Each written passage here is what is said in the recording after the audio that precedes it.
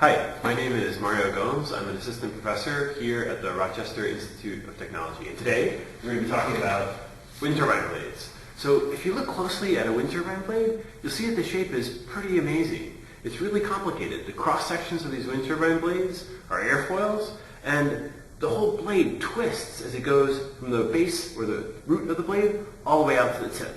And so what we're going to talk about today is why that shape might be the way it is, to generate lots of power. That's what it's designed to do. So over here, we've got a demonstration unit that allows you to, I'll pull one of these things out. If you take a look at it, if you look closely, this tip is an airfoil, just like you'd have for a regular wind turbine blade. And what this setup allows us to do is we can change the angle that these blades are set at. We can pick any angle, and then we can lock it down. Now, what we'd like to do with this thing is figure out what angle should these blades be set at to generate the most amount of power. So let's spin, we get a qualitative measurement of what the power is. So what angle would you pick? Well, most of the people that we show this to, when they pick an angle, they pick something around 45 degrees, 30 degrees to the incoming flow stream. So we can try that out and see how it does. So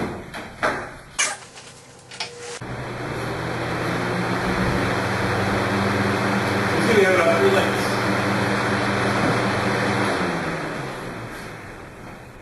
Now, one of the things about modern wind turbines that you may have heard is that modern wind turbines, as opposed to windmills that were used historically, use lift to generate their power. So what's the lift force? Well, if we look here, this is the cross-section of the blade tip, and the flow is coming this way, or if we have an airfoil, the flow is coming this way. Lift forces are going to be forces that are perpendicular to that velocity vector. So lift force would be in this direction, if the flow is coming in this way, and drag force would be parallel to that, going back that way. So you can say, well, if we want to use lift forces to generate forces in this direction to give rise to torques around here, which is what we want to make power, then I want to orient the blades like this, so that when the air comes over it, then I get a lift force in that direction. Let's try it out and see what happens.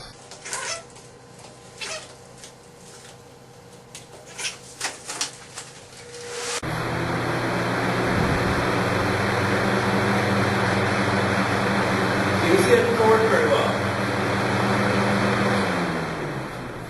So part of the reason is that doesn't work very well is that would be the orientation if things were stopped. So let me tell you what the actual answer is. The actual answer for the orientation to give the most power is to have these blade tips rotated so that they're almost dead flat to the wind. Okay? And I'll tell you why in just a minute, but first let's make sure that I'm not lying to you, that I'm actually telling you the truth. So let's try and get that set up. See if it works. Now, one of the things I need to tell you about this is that we only have the blade tips on here, not the whole blade. So the section down here that's missing, because we're missing that section, this thing may not start up. I may have to give it an initial kick to get it going, and I'll explain why afterwards. But first, let's see if it works. There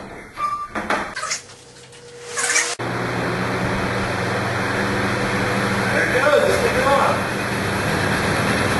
And it works! That's great!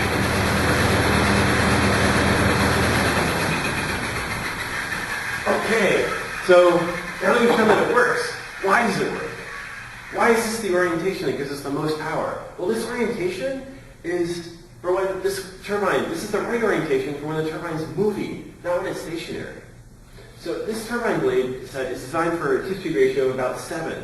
Most modern wind turbines are designed to have tip-speed ratios of about that order of magnitude.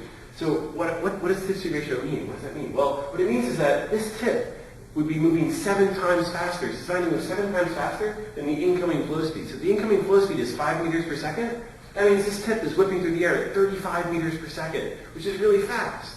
So if you're a bug that's stuck, that's grabbing onto this wind turbine blade right at the tip, which way do you see the wind coming at you when this thing is moving? Is it coming at you like this? No, it's not. So this is the wind turbine blade up here. If I pull it down, the wind, you don't see the wind coming at you like this because you're moving really fast. You see the wind coming at you more like this at a pretty steep angle, about 7 to 1. So what that means is that this angle coming in here, that's a relatively low angle of attack for this airfoil. Airfoils at low angle of attack have high lift to drag ratios. So if this is the incoming wind velocity, you've got a high lift force in this direction and a low drag force in that direction. This high lift force has a component in this direction, which is giving you a force in that direction, which gives torque about this axis, which is what we want. We want to try and optimize the torque about that axis. That gives us the most power. So What about this segment down here? I said I would talk about that. Well, you can do the same similar thought process. So instead of imagining that you're a bug grabbing onto the wind turbine tip, imagine you're a bug down here near the hub. So this thing down here, the wind is coming at you like this, and it's also moving, but it's not moving as fast.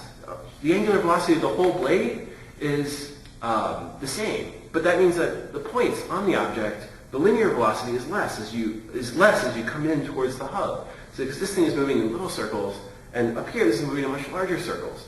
So down here, you're not moving as fast, so the apparent wind velocity is more in line with the incoming flow velocity. So this thing is designed for apparent wind velocities, when it's operating, that are at an angle that's about the same as the incoming wind velocity. So that means you're getting a large force in that direction, even if the windmills kind of stop, because the incoming flow velocity is almost the same as the apparent.